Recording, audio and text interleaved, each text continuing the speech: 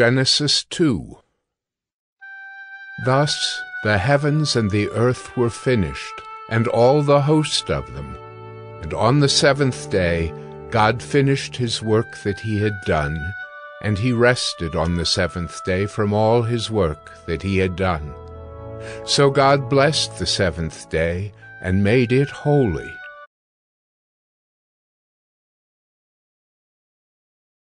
because on it God rested from all his work that he had done in creation.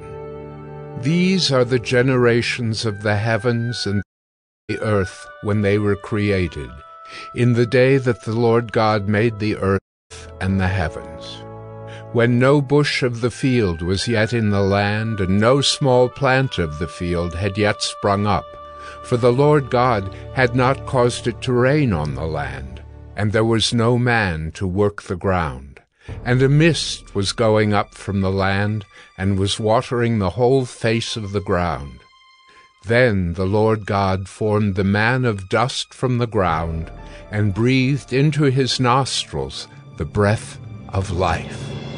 And the man became a living creature. And the Lord God planted a garden in Eden, in the east, and there he put the man whom he had formed.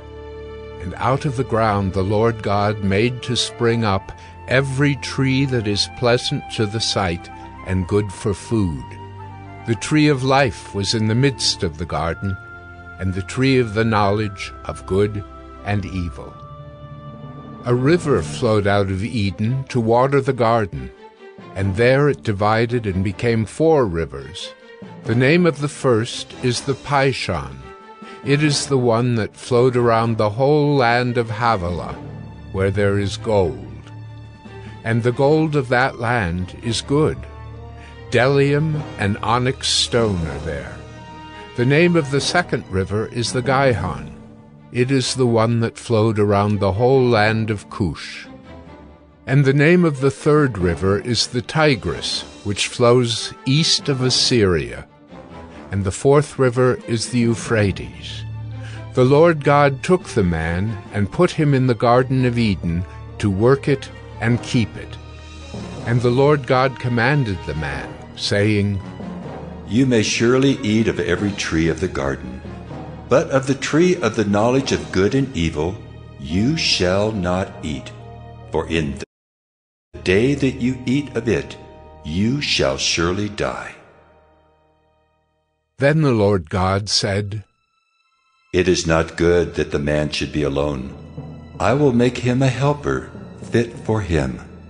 Now out of the ground the Lord God had formed every beast of the field and every bird of the heavens, and brought them to the man, to see what he would call them. And whatever the man called every living creature, that was its name. The man gave names to all livestock, and to the birds of the heavens, and to every beast of the field. But for Adam there was not found a helper fit for him.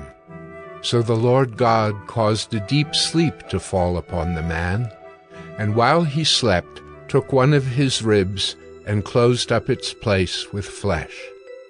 And the rib that the Lord God had taken from the man he made into a woman, and brought her to the man.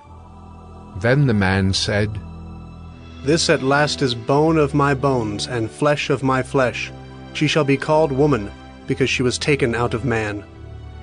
Therefore a man shall leave his father and his mother, and hold fast to his wife, and they shall become one flesh.